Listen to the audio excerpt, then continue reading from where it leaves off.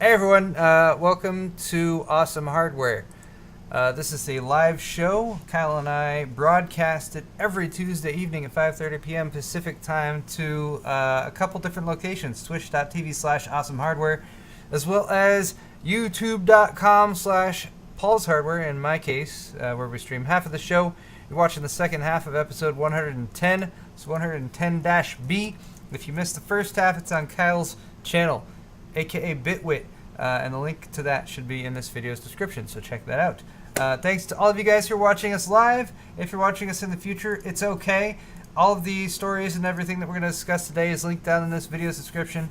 Hopefully at some point some kind soul will also create timestamps for us as well, so we can direct you guys to the stuff you most want to hear us discuss. We've already been streaming for an hour, which means that we've been drinking a few beers.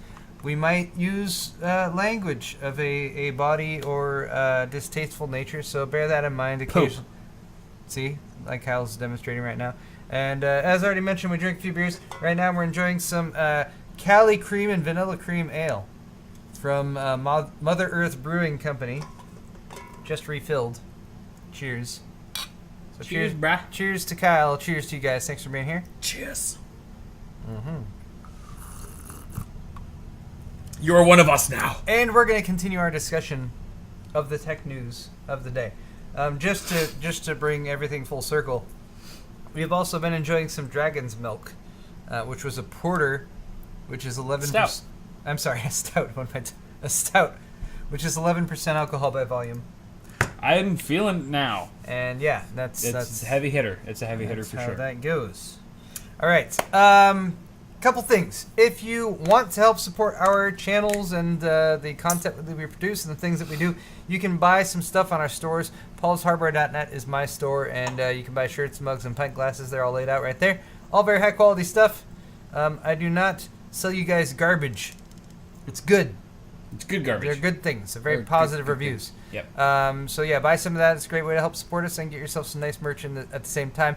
Bitwit.tech/store is Kyle's store as well. I feel like my store is way more sexist than yours because I don't offer women's t-shirts. Yeah, Kyle doesn't have women's t-shirts. I have the misogynistic store. He hates women. If you hate women too, and buy from my store, which is a terrible business model. Yeah, that's a really it's bad marketing. Bad marketing ploy.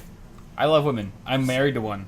Yeah. And you know what? I'm so glad I married a woman and not a man. Well, that's how much I love women. I mean, you know, not that that's a bad thing. No, it's not. I'm just saying, for me, like that's my personal testimony.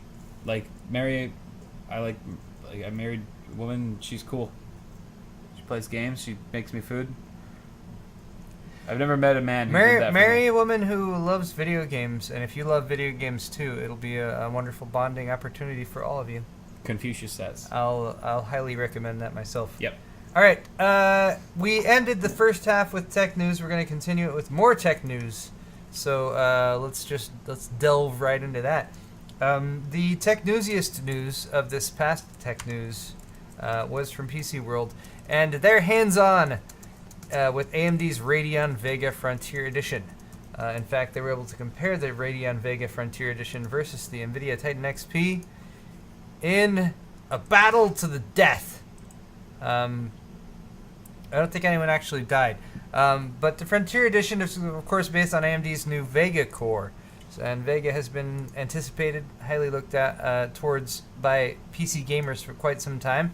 This one they're testing here has 16 gigs of advanced HBM2 memory. And it is also the air-cooled version of the card, which has a 300-watt TDP. The liquid-cooled version of the card, which has also been teased but isn't available yet, is going to have a 375-watt TDP, so we can assume that has even higher power delivery requirements and that kind of thing. You might notice as the PC World video is panning across here, there's a GPU TAC area right here. It's a series of blue lights that light up to show you how much load the graphics card is actually under. So that's interesting. That's kind of interesting. It has a light up R logo on the corner, lights up in yellow. What do you think of like the new color scheme? Like they've gone like sort of blue and gold type of blue and yellow. Blue and gold. I mean, honestly, like really, like remember this is a workstation. Workstation graphics card. So So they're gaming centric. it's not the gaming version of the Vega. Yeah. There's a pretty good chance, I'm not sure, but there's a pretty good chance that they might go with a different color scheme or something, some different sort of design style for Vega when it comes to the consumer I market. feel like the red and black is more like aggressive Yeah. for whatever reason. It seems more sporty, more more like I don't know, just gamer centric, and the blue and gold looks a bit more mature, like professional, I guess. I mean, you could say that. You could also say it's UCLA More colors fine. and they suck. But hey, let's move on You USC and bastard. talk about the comparison that PC World was able to do between the Vega Frontier Edition and the Titan XP, which are shown. Is that the Titan XP right there? Yeah. Oh, It's all black. Just looks like Titan X. That looks like a Titan X, but they compared it actually in benchmarks to a Titan XP. There's a close-up look at the GPU TAC, by the way, the series of LEDs, as well as a couple 8-pin PCI Express graphics power connectors. Basically, here's how it all played out. Because PC World was one of the only publications that had anything about Vega upon launch, and the launch was yesterday, by the way. People were able to order it yesterday, and it was shipped out yesterday. So presumably some people are receiving it today, and we might actually see full-on, fleshed-out independent reviews of it very soon. But PC World was given sort of a bit of early access. AMD brought them in, and they introduced them to a setup demo that AMD had put together. There were identical systems using Ryzen 7 1800X CPUs, 32 gigs of DDR4 memory running at 2400 speed, SSDs in both systems, and 4K panels. They had a Founders Edition Vega card in one system and a Titan XP in the other system. Basically, the tests they ran were all focused on enterprise workstation applications, so they weren't really focused as much on gaming. Which makes sense because that's what this launch is all about, is a workstation card, not a gaming card. They did a SolidWorks demo, which had a model of a car. They were able to look at it in SolidWorks, and Gordon, who wrote the article, Gordon Ma-Ung, said it looked pretty smooth, everything worked pretty well. They were then able to export that card using AMD's ProRender plugin to an Unreal Engine 4 simulation that they could view using the HTC Vive, which is kind of a cool demo. To be able to be a developer, create a 3D model, export that into a game engine, which are becoming more popular for this type of application as opposed to the very expensive proprietary softwares that are designed by companies. Game engines can do most of the same functions, and they can be adapted for this type of work. So, yeah, that's pretty cool. But the Founders Edition, the Vega Founders Edition is really meant to... Frontier Edition. Sorry, I keep mixing that up. Maybe if they didn't make the names so damn effing similar. Yeah. It would be less confusing. Like but the Frontier Edition Vega card is actually meant to compete with AMD Quadro cards, which is AMD's lineup in the workstation space, and also represents AMD kind of trying to get back into this space since their Fire Pro line kind of died out with the last generation of GPUs. Yeah.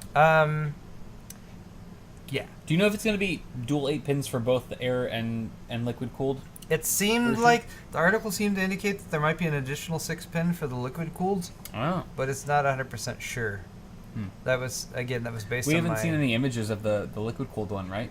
There have been a couple that have gone around, but I haven't seen one that has the power delivery. And pricing, I think, was like $1,200 for the air cooled and like $600 premium. It's actually been changed. It originally was going to be $1,200 for the air cooled, but now that's been dropped to $999. Oh, interesting. US dollars for the suggested e-tail price for air cooled. The water cooled edition is expected to be $1,500, but it's not going to launch until Q3. Okay. So you got to wait a bit for that. And again, the TDP for the air cooled version is 300 watts. For the water-cooled version is 375 watts, so we can assume that they've cranked up the frequencies and the card is outputting more heat, but with the liquid-cooled version it's able to control that and provide a card that can work in a workstation environment. A workstation enterprise environment isn't exactly the place that you would see lots of liquid-cooled graphics cards going on, because liquid cooling introduces more points of failure potentially, and it's not as reliable long term of a cooling solution as air cooling. Right. However, AMD again is going after the Quadro line of GPUs from AMD, which range from like 2,000. Quadro line of GPUs from I'm sorry, NVIDIA? Quadro line of GPUs from NVIDIA. Thank you for being on top of what I'm saying. I'm trying to pay no, attention. I'm glad you're correcting me because I don't like saying these things. But the Quadro line of GPUs from NVIDIA, which can range from like $2,000 to $6,000. Yeah. So $1,000 and $1,500 seems slightly more reasonable when you stack it up It's against all relative. those. Yes. Apparently. Yep. Okay. So, cool. in the demo that they set up, the Frontier Edition versus the Titan XP in side-by-side systems. The systems were identical. They were using Ryzen 7 1800X CPUs, 32 gigs of memory, and again SSDs and 4K panels. The Frontier Edition outscored the Titan XP by 28% in CATIA and Creo, 50% in SolidWorks, and 14% in Maxon Cinebench. So pretty decent leads all around. Of course, better in some areas than in others. In gaming, however, they did say that they took away the 4K monitors. They replaced them with 3440 by 1440, 21 by 9 monitors, and they tested 3 side-by-side setups with Doom with Vulkan, Prey with DirectX 11, and Sniper Elite 4 using DirectX 12. However, based on how the article is written, I think all that was a side-by-side visual demo of saying, like, look at both of these, see if you can tell a difference.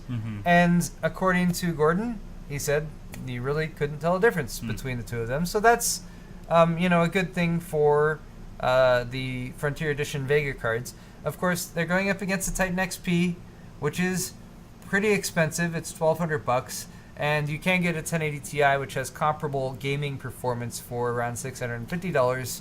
But again, they're sort of riding the line between saying this is a enterprise card that's made for workstation environments and, what can it do in a gaming environment, because the expectation, of course, is that these same Vega GPUs will be put into gaming grade cards made for consumers that hopefully will be available soon.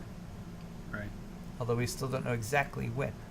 There have been a lot of sort of early leaks with Vega. There have been some cards out in the wild that have been tested, and there have also been the Vega Frontier Edition cards that have been tested in the wild, not necessarily as part of this demo, that have shown varying levels of performance. Now, Gordon, who is personally a reviewer who I trust and have been reading his stuff for a really, really long time, he said that the drivers are still being worked on for consumer Vega, and he still firmly believes that the Vega GPUs, or at least the Vega GPU in this implementation, the full-fat Vega with HBM2, will be faster than a GTX 1080 and probably closer to the performance of a GTX 1080 Ti. That's exciting. Which is good to hear. Yeah. But yeah. The cards started shipping yesterday, so again, we should see actual full reviews of them coming very soon from people who actually ordered them. The distribution to the tech press was a little weird this time around, but again, it's an enterprise card, so it's hard to say. AMD seems both to be being somewhat careful with this launch, but also I think the emphasis on the performance in the enterprise space, I think, is a little bit more specific because they can compare it to Quadro cards that cost a lot more. Hopefully we'll see more refinements when it comes to the drivers for these, so that they we'll see more direct comparisons with NVIDIA's cards, I think, soon. Ryan Smith from AnandTech said that he has had lots of people ask him, and they did not receive a Vega Frontier Edition sample. And as far as they know, no one was. AMD's very much a stickler about that sort of thing. Like if they know that you're a review site that sort of caters to the gaming demographic, they won't actually provide you a review sample of a workstation graphics card, even though it might be really good for gaming, because they don't want the reviewers to deliver content about that card in such a light that paints it as a gaming GPU. Well, I mean, but that's what they did with the Pro Duo. They did with the Pro. No one got a sample of the Pro Duo unless you were strictly going to review it from a workstation standpoint, which everyone wasn't. We all wanted to see just how amazing it would be for gaming, which it was good for gaming, but that's just not the message that AMD wanted to get out with that particular model. It's the same thing here.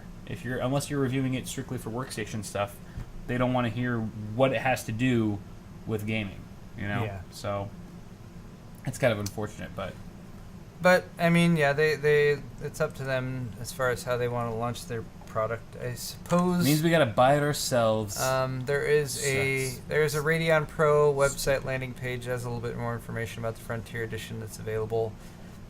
All the today donation for money, purchase. all the donation money that I've received today is going straight to a Frontier Edition Vega card. If you click the buy now Oh my god, it's $1,000. Yeah, maybe on not. Newegg, it's $1,000, I think there were that many donations. and you can pre-order it. It's weird. It says it's available today, but then on Newegg it says the release date is 6/29, which isn't for 2 more days. I don't know. What's going on? over there, Apparently, Newegg? some places had it available for actually today. Yep. I just closed the thing and I didn't mean to close it. Damn it! It's okay. It's okay. Where did it go? Oh, here it is. Hold on. Sorry, one moment.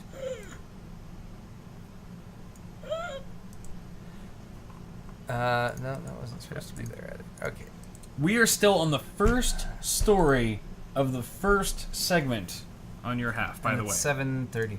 And it's It's okay. We're gonna plow through the rest of these. just FYI. Mainly because you stole this from me. I certainly did not, sir. Yes, you did. No? So Nope. cryptocurrency mining cards are now a thing. You totally stole this from me. I didn't even see this when I was I know. doing You things should in have the looked a morning. little bit more closely. Wow. It's labeled very clearly. I feel you put this in after I did my thing. So, no, I didn't. Everything that I did You was gosh done darn- first thing this morning, and Well, then, it's all right. It's then all I right. apologize. we But don't- we there's don't certain need to things argue. in here that We I don't didn't need to talk argue. about. It's all right. We It's don't need cool. to argue. It's fine. It's fine. I hate you. We'll talk about this after the show. We'll talk about this. We'll take this outside. All right, cryptocurrency mining is going pretty crazy right now due to the price of Ethereum, as well as several other cryptocurrencies that are resistant to ASIC mining, application-specific integrated circuit, which makes what killed consumer GPU mining for stuff like Bitcoin.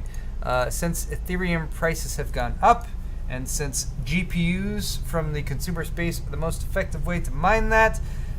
They've been sold out everywhere. They sold out the AMD cards several weeks ago, if not a month ago, and the NVIDIA cards, since they're becoming slightly more viable to do this as well, have started following suit.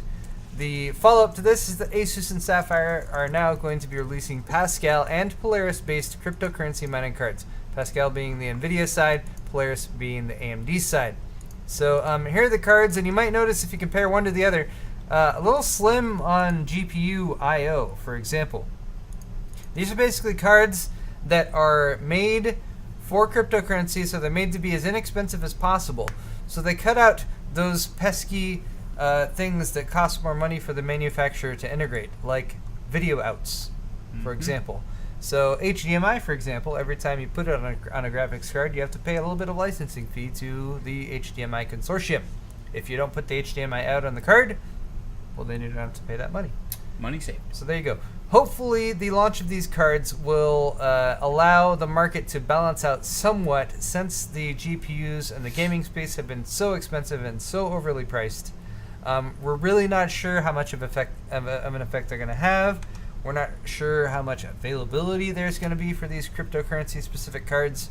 We're not sure if the appetite for cryptocurrency mining is going to be so much that the cryptocurrency miners just buy up all these cards and then keep wanting more cards.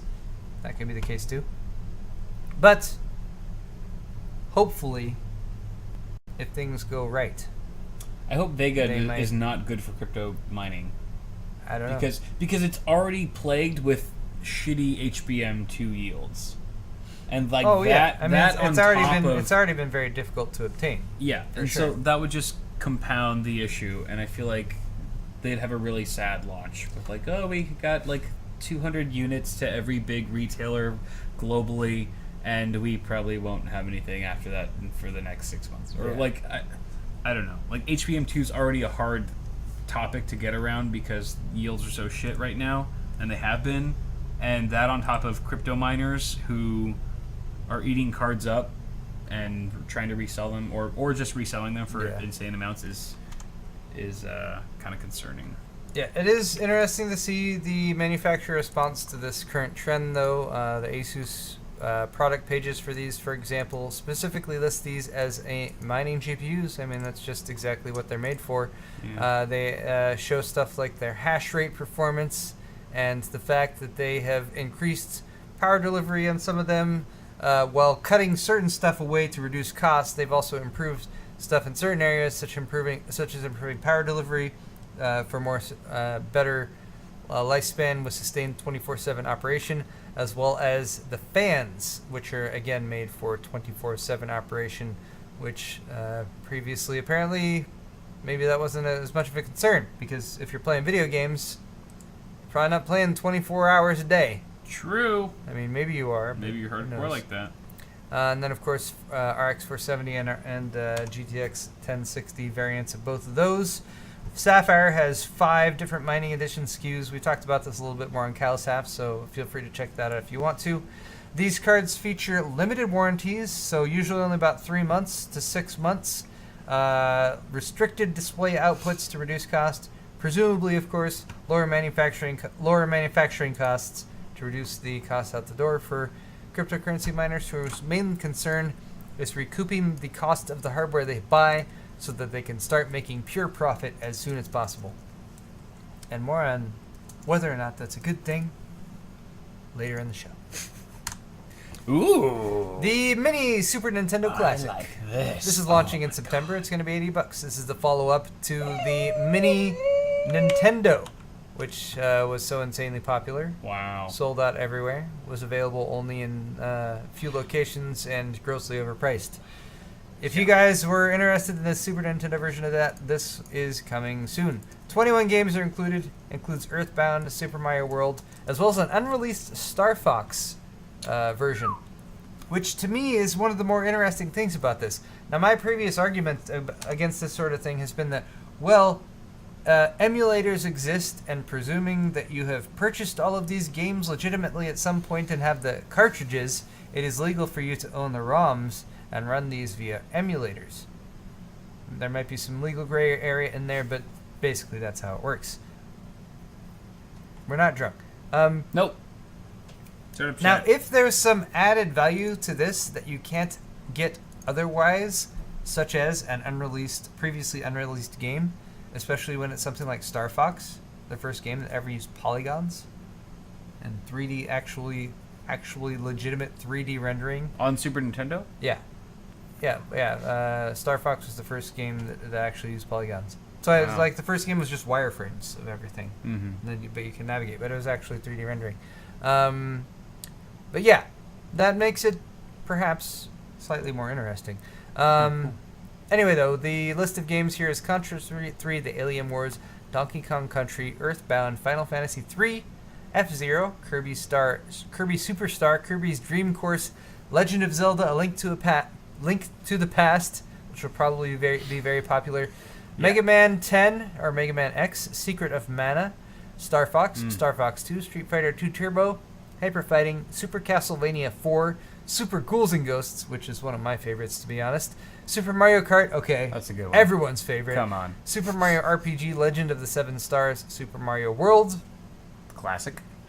Super Metroid, Super Punch-Out, and Yoshi's Island. Yes. Yeah. So this one will, of course, feature an HDMI connection, so you can plug it into a 1080 or high-definition television, which is difficult to do if you have a classic console. How many of these are they actually going to produce? No idea. Probably not enough, would be my guess. Not nearly enough. Yep. And one interesting note is that the controller cables for these, because it does come with wired controllers that are basically replicas of the original controllers that came with the Super Nintendo, have 5-foot-long cables instead of the 3-foot-long cables that came with the NES Classic. Because TVs have gotten way bigger in the last 20 years. Making them slightly more usable.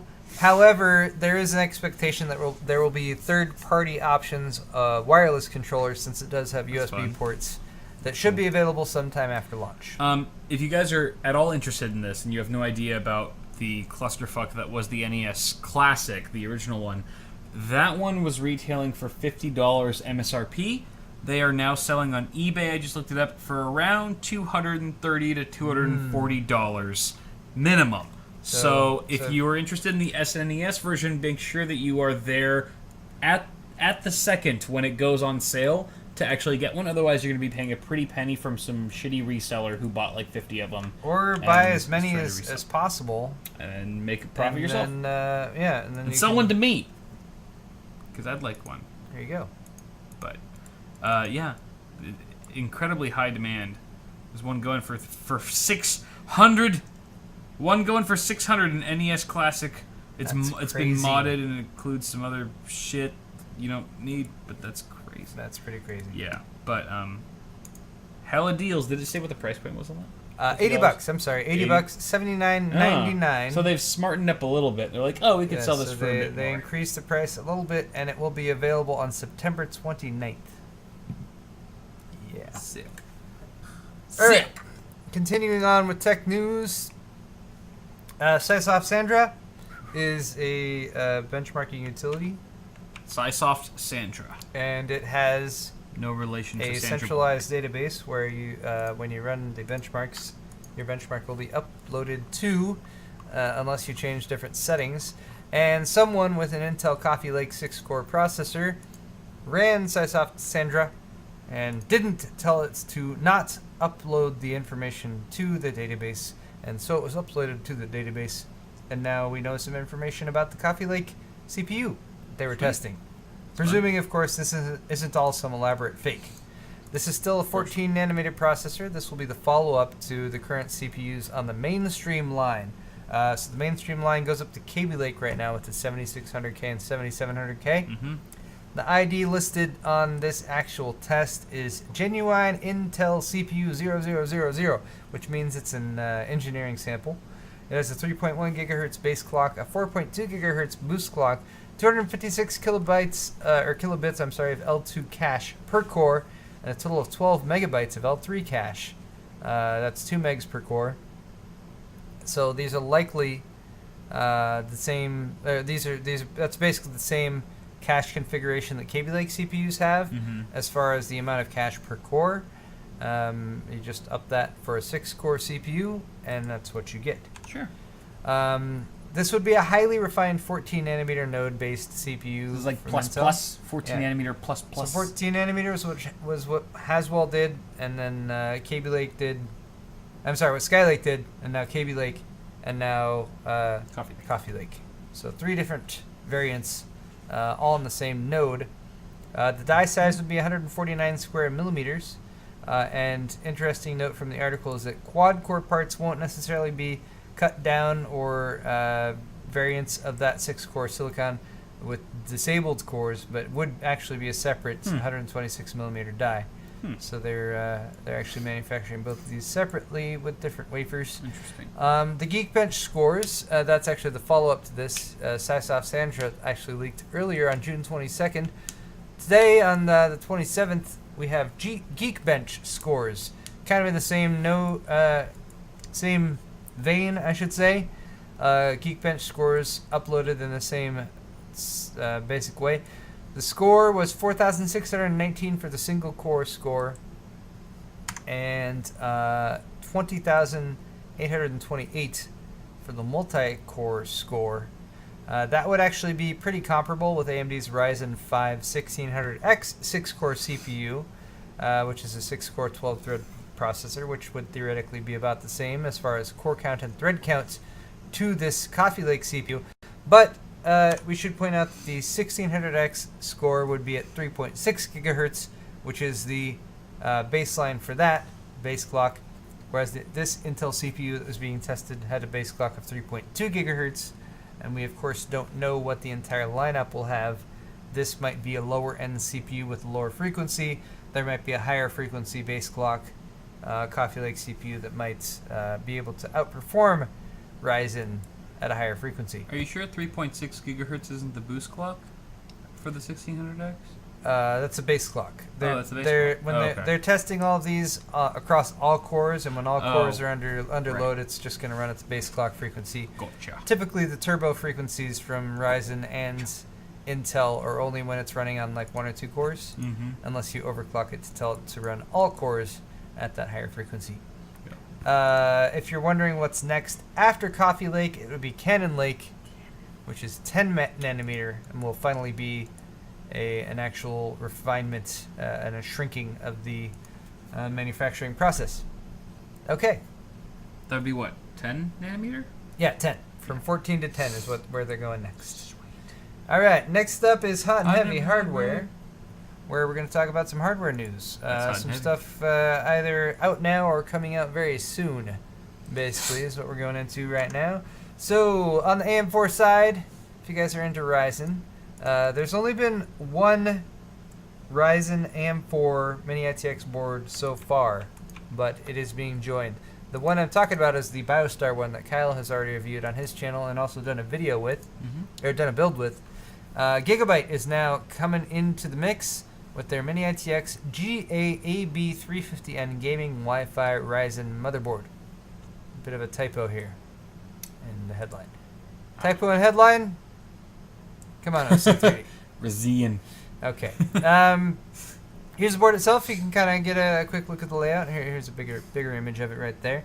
It's got overclocking support, of course, since it's got the B350 chipset. The B350 chipset, it makes a bit more sense than the X370 chipset with Ryzen in Mini ITX because it's a reduction of PCI Express lanes that you have available. And since you've only got a Mini ITX board form factor, then you don't need all those PCI Express lanes. Cool. It includes Wi-Fi support with an 802.11 AC Wi-Fi card. You can see the Wi-Fi connectors for one thing the BioStar GTN does not have. Yes. Is Wi-Fi. So I feel like everything else was there. Good about that board for the price point, except it didn't have Wi-Fi. Your motherboard sucks. This one's way better. No. It's got it's got a 6-phase VRM design, so again, can support overclocking. Who knows if it's going to be better or worse than overclocking on a full-size ATX motherboard. But it's also got 4 SATA 6 gigabit per second connections. Where are those? Oh, those are up at the top. It's interesting. Right here along the top edge next to the 24-pin connector. Yeah. And it's got a single 32 gigabit per second M.2 slot, which is on the rear, which we don't have an image of, but trust me, it's back there. 4 USB 3.0 ports on the rear I/O alongside a couple USB 3.1 ports, as well as HDMI and DisplayPort outs on the back, which means that this would be compatible theoretically with upcoming AM4 APUs. So the Ryzen 3 line, which we don't know too much about yet, but should have graphics integrated as well. So cool. Glad it's got that available. Does the BioStar board have video outs? I believe it does. Yeah. Okay. It does. I've seen that on quite a few Ryzen boards, so it's not necessarily something that is rare, but would be interested in that because for APU builds, I'm sure that would be a thing, especially for ITX like this. An APU build with a GPU integrated could allow that expansion slot to be available for like a capture card or a TV tuner or something like that. So true. Lots of you want to have as much flexibility as possible. Yeah. Cool. So I do believe Gigabyte is sending me one of those boards. So I'll do a build with it or something like that. I'll be checking it out though. Beautiful. All right. Next up, also from Gigabyte, we talked last week about Epic. And here's an Epic motherboard. Epic 7000 series. Again, a little bit more on that was discussed last week if you guys want to check it out. But here's an actual Gigabyte server workstation motherboard. This is the MZ31-AR0. And single-socketed. Look at that. Yeah, so this is a single-socket motherboard. Epic processors will be compatible with dual-socket motherboards as well. Look at them dim slots. This one has... well, first off, it's eATX, so it's fairly large. It measures 305 by 330 millimeters. 16 DDR4 DIMM slots. Look at that. 8 per side. That supports up to 8-channel memory architecture. RDIMM modules are supported for up to 32 gigs per module, and LRDIMM or NVDIMM modules up to 64 gigs are supported. Wow. It's also got 2 SFP plus 10 gigabit LAN ports on the I/O back here. I think these are the 2 of them right there. So you could have up to 1,024 gigs of RAM. if you had 64 gig modules. Yes. 16 64 gig modules. Yeah, and it supports up to the platform supports up to 2 terabytes of RAM, but I believe that's with a 2-socket configuration. So that's pretty insane. It's got a Broadcom BCM 57810S chip for the 10 gigabit LAN ports here at the back. That's also got a little heatsink on it as far as I can tell. 4 slim SAS ports for 16 SATA 6 gigabit per second ports. I am not positive if those are breakouts. Like, does that mean does that mean each of those slim SAS ports can break out to 16 SATA ports? Would that be 64 SATA devices you could have connected? I'm not sure. I'm not positive about that. But it's also got an ultra-fast M.2 drive on there. That slots right down here towards the bottom. PCIe Gen 3x4 interface for that. And up to 4 PCIe Gen 3x16 slots over here for the I.O. or for the PCI Express expansion. And 3 PCIe Gen 3x8 slots. The shorter ones are the ones that don't have all the pinouts on them. Now, potentially you might have, depending on the length of your GPUs, you might have some conflicts with the memory here. I was going to say, yeah. So bear that in mind. But in a workstation environment, you're typically not quite as concerned with the massive, like, triple slot fan cooler GPUs that you would expect in a gaming environment. So yeah, probably less of a concern. Also, it seems like those lower slots wouldn't have conflicts. So true. There it is. Beautiful. Epic board. Pretty epic. Kind of cool to go over that. Epic to say the least. All right.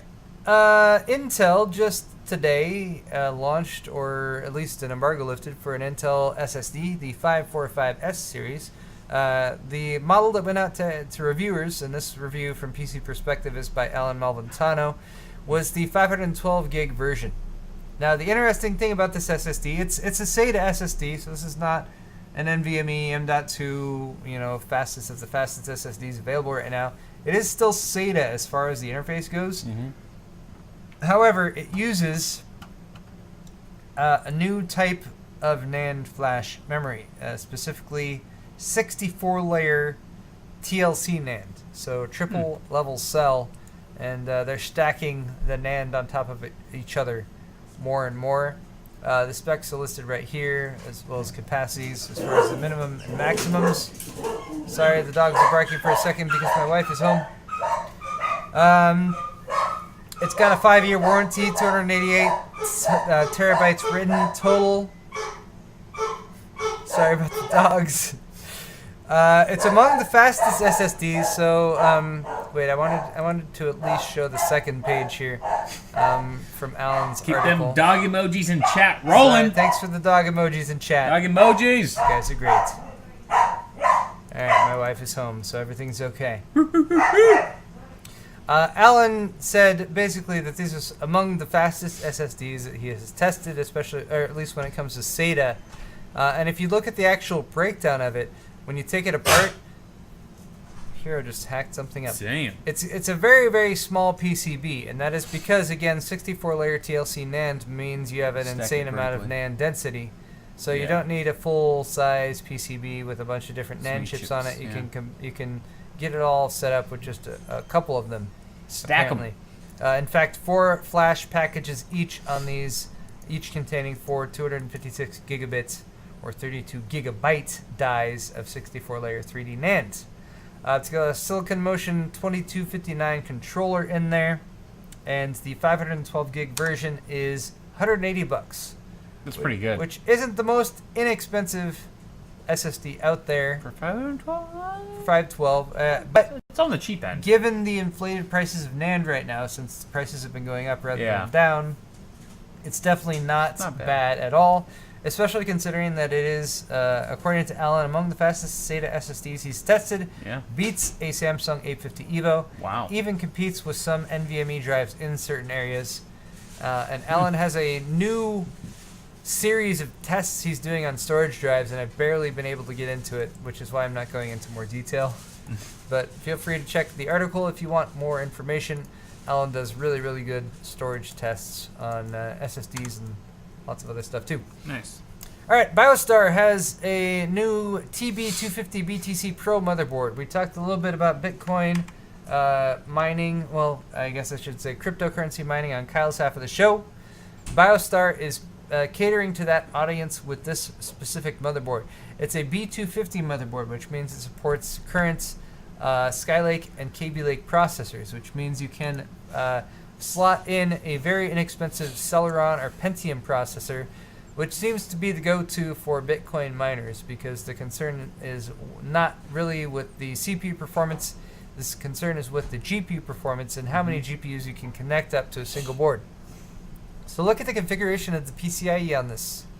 You basically have a single by 16 slot, and then you have 1, 2, 3, 4, 5, 6, 7, 8, 9, 10, 11 little by 1 slots that you can... Get some riser or some ribbon cables, right, so you can to extend it out. Use adapters to... actually, these are the adapters that they have here with what looks like... USB... Are these... These look like... I don't know. These might even be DisplayPort cables. I'm not positive. But they're just wired up for PCIe lanes, and you can use those as risers to plug in your actual cards with adapters that I would assume come with the board. But yeah, usually most motherboards, miners can only place about 6 GPUs on the motherboard. This one allows you to connect up to 12 without short-circuiting due to a specific design that they have made for this motherboard that only works for cryptocurrency mining. It is apparently completely useless in any other configuration. Yeah, pretty much almost useless outside of mining. But there it is. For anyone who's been looking for a crazy, over-the-top board. And especially if you weren't very enthusiastic about this, BioStar's also been doing some designs for AM4 crypto mining. These actually can only support, I believe, 6 or 7 GPUs. But these make a lot less sense because... if you're investing in Ryzen, like the cheapest Ryzen 5 CPU is $160, $170 bucks. Mm-hmm. And that, as opposed to like sub 100 with Intel. Yeah. So it makes a lot less sense. And also these aren't outfitted with the crazy amounts of PCIe slots. So, so Bitcoin miners are probably going to go for those first options first. Yeah, I would imagine. Cool. But speaking of Bitcoin mining, Kyle, let's have a debate here. Let's gonna hash things out. Yeah, let's go into sword fight. All right, let's do it. Sword fight's next. We're burning through my half of the show. My half of the show is so much more efficient than your half of the show. That's because it's less interesting. You're right. It's way less. It sucks. I have less to talk about. So cryptocurrency. I don't know. Aliens. I don't know. Aliens.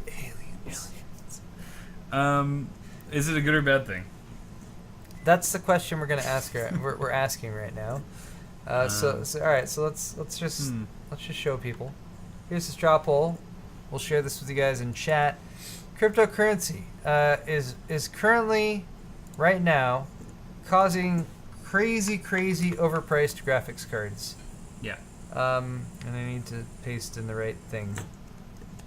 Crazy overpriced graphics cards, which means that if you want to buy a graphics card and build a gaming computer right now, you're going to pay a lot more money than you would have otherwise. True. Unless you're spending $600 or more. Those really high-end GPUs haven't inflated too much so far.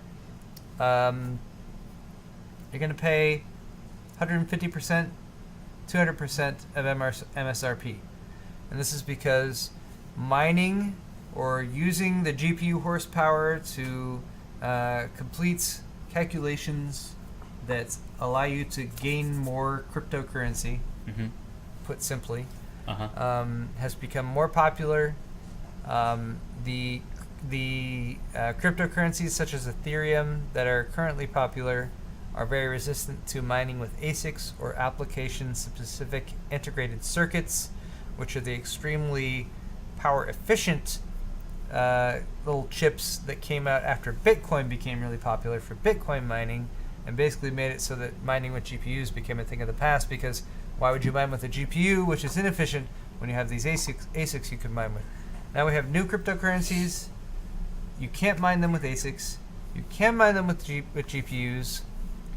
In some situations, depending on your situation with getting electricity, you can buy a graphics card, mine with it for 2 or 3 weeks, pay off the price of the graphics card, and then just be making pure profit after that point. Sure. But there's a blowback to this.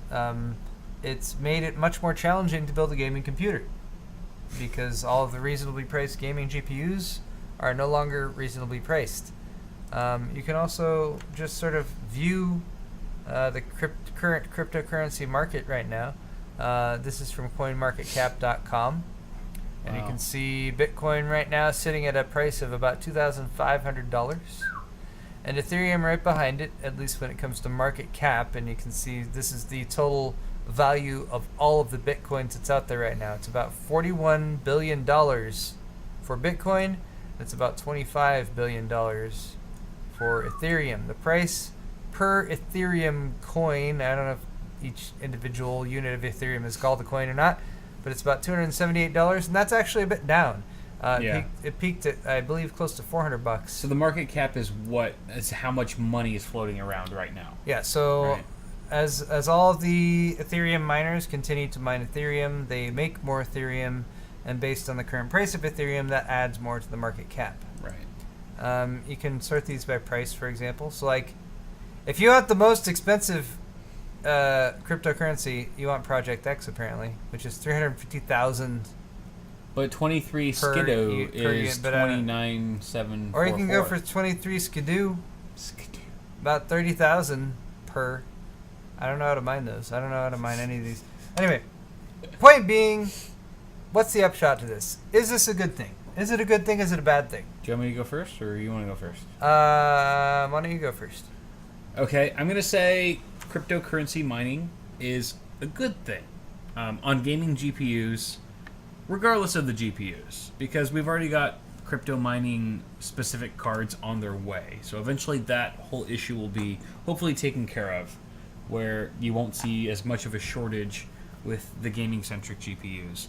But I think overall cryptocurrency mining is a good thing for just society and for our community as a whole. I feel like all of a sudden we have this like incredible, groundbreaking way to make money, and it perfectly caters to the average tech nerd. It's like you have to build a PC, you have to buy a bunch of graphics cards and set it up. It's like very much a DIY project, and it really puts us in the most advantageous position because we're already sort of surrounded and we already have a passion for this type of technology. So it's like there's a new found way to make money, and we already kind of know the gist of how to do it. Like versus like the average, like any of our parents who might be all of a sudden like watching, a big spread on the news about it and like want to get into it. Like they have a lot further to learn, a lot further to go than we do because I feel like we're already sort of at the forefront of where that technology starts. And then additionally, it's also a positive thing, I think, overall in the grand scheme of things, is because it's also going to sort of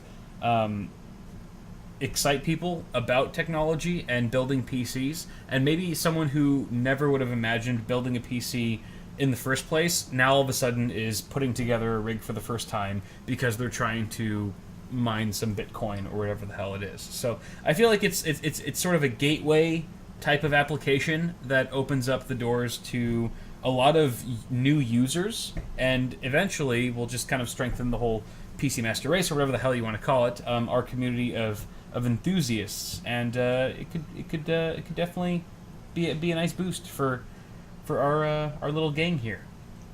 I think it's cool. Okay. I think it's cool. I gotta go for option 2. It's a bad thing. You're wrong. First off, it's not opening the door to new PC users, because anyone who wants to get in on this is looking at prices that are ridiculously inflated and make no sense for anyone who wants to dive into it right now. If you didn't get in on this current Bitcoin mining craze early and happened to pick up your GPUs at a point when the prices weren't ridiculously overinflated, then you're in a really difficult position. I'll also point out that, alright, I don't want to hate on Bitcoin miners. I'm sure there's a lot of you guys out there. But if you're not Bitcoin mining with renewable energy, I think that's kind of a crappy thing.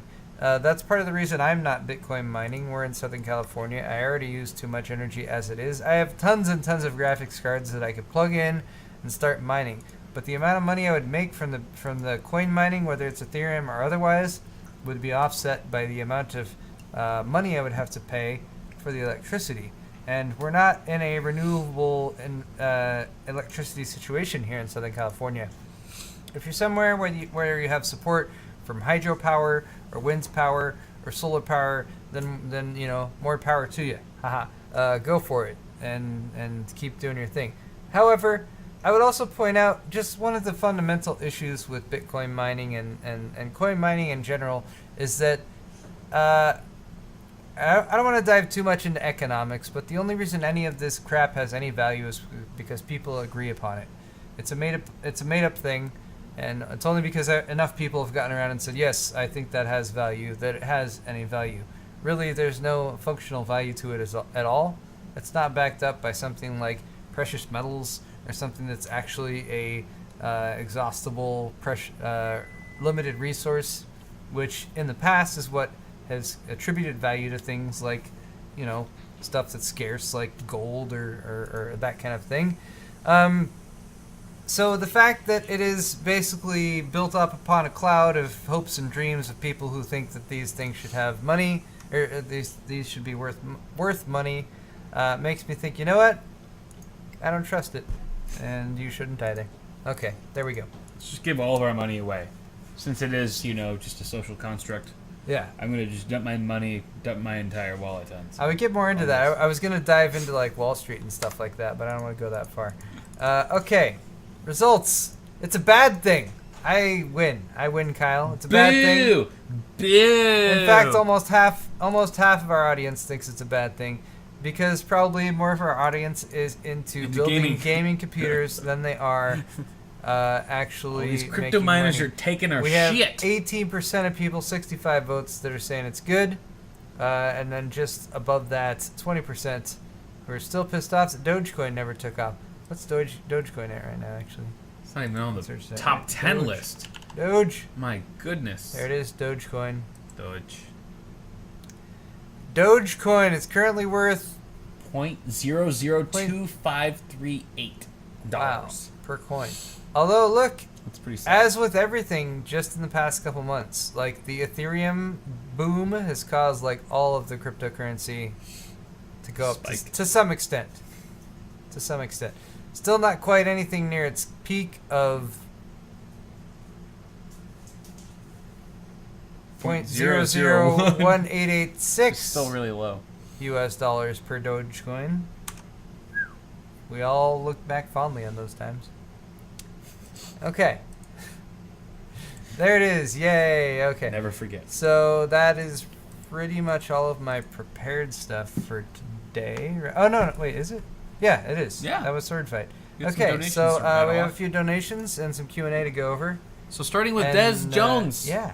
$5. Fun news, guys. Talked to EVGA rep a few days ago, and it seems they will be releasing a GTX 1080 Ti Hydro Copper. No ETA, but at least it was confirmed. I believe them. I'm sure that would be a really nice card. Hydro Copper means that it's going to have more copper, yeah, I think that more heat conductivity. I've seen a couple teases of that one. Yep. But yeah. It's exciting. I hope it's using the same PCB and power delivery design that the Kingpin? The Kingpin is. That'd be nice. Yeah, that's maybe, hopefully that's what they're doing. Maybe either Paul or I will get one and we'll do a review on it. Scott Dilbeck, $6.66. Hearing super metal makes it worth it. Is it just me, or is 50% of the time one of your hands are on each other's thighs? I cannot. My hands are usually visible. You're right. So you can't see what's going on. That's true. I mean, so you can see. Something of mine is on Paul's leg, but it's not my hands. Moving on. Thanks for your donations. Andrew Subler for the $5. Paul, what would be a good name for a black and white PC with mostly white and white LED fans? Was thinking winter is coming. Something Game of Thrones related. How about Snowblind? Snowblind! I like that. That's a book. Snowblind. It's a good book. At least an audio book. I listened to it with my wife. I like it. It's good. Sneeve N for the 10 British pounds. Hey guys, love your show and videos. Not very practical to watch live in UK though. Yes. I would imagine. Wanted to ask a question last week but fell asleep. that's our bad if we are not entertaining enough to keep you conscious. Question to follow in the next messages. Beautiful. Thank you very much, Mr. Sneeve. Let's jump to that. Okay, best bang for the buck Vive rig for daily VR gaming, not only to gaming only and to have good experience. i5 or i7 or Ryzen. Any benefit to having anything better than a 1070? Not considering the insane prices at the moment. Right now, a 1070 is probably your best bang for the buck. Again, not considering the insane prices at the moment. It's probably also what you're going to have a better option of finding at a reasonable price. Yeah. If not that, then go for 1080. And as for Ryzen, you can get by with an i5 for sure, but if you have the option, I would go for an i7. Yeah. I'm sorry, for a Ryzen 7. Or Ryzen, yeah. Yeah. As far as the Intel CPUs, when it comes to price to performance, I would lean towards Ryzen. You might get a couple ticks faster game performance with the Intels, but more cores for the future. Yeah, and that seems to be where it's going. So there you go. Misguided Panda for the $5. So you skipped Tech Kirsch. Sorry, Tech Kirsch for the $10 donation. Thank you both for that amazing birthday shout out. Oh, Here's you're welcome. your cut, Paul. Question time. My PC will only post with RAM and single channel advice. The Z170AR motherboard, 16 gigs of Trident Z RGB kit with an i7 6700K. It could be that you have a bunk or a bad DIMM slot. Yeah. You could try that. I would say take one channel or take one DIMM and place it in every single slot and boot it every time and make sure that it can boot successfully. Use it for a few hours, maybe a day in each slot, and see if there's any inconsistency from one to the other. That could narrow down a potential issue with one of the DIMM slots. That has been known to happen. You can also try rotating the memory that you're using itself to see if one of your sticks might be bad. Mm-hmm. And if you have an Asus board, which it looks like Z170AR, I don't know, but they have MemoK too. Someone in chat suggested using MemoK. Oh yeah, that'd be a good choice. Windows memory diagnostic tool, that also helps too. Sneeve, we already did that one. Misguided Panda for $5. Hey guys, wanted to upgrade my rig from an i5 4460 MSI Z77 to Ryzen 7. Which X370 motherboard would you recommend, the Asus Prime or the MSI SLI Plus? I like Asus boards.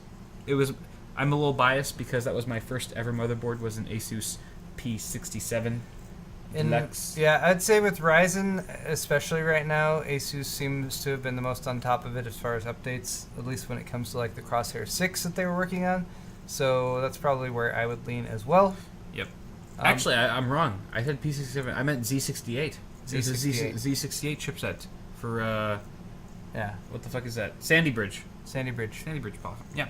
I really like Asus. I like the BIOS. Pay attention to what you said. It's very stable, of course. NB67, $15. Hi, pile and call. Paul and Kyle. Love the show and was curious, are you going to TwitchCon this year? If so, will there be another fan meetup like last year? I am on the fence. Yeah. Again, we don't know yet. Not sure, but if we do, we'll be tweeting it out. We'll probably have a fan meetup. Yep. Yeah.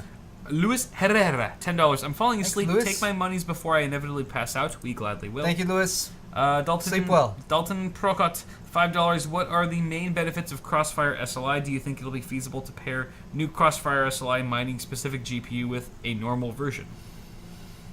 That's really hard to say. I would guess probably not. Oh, I see what you're saying.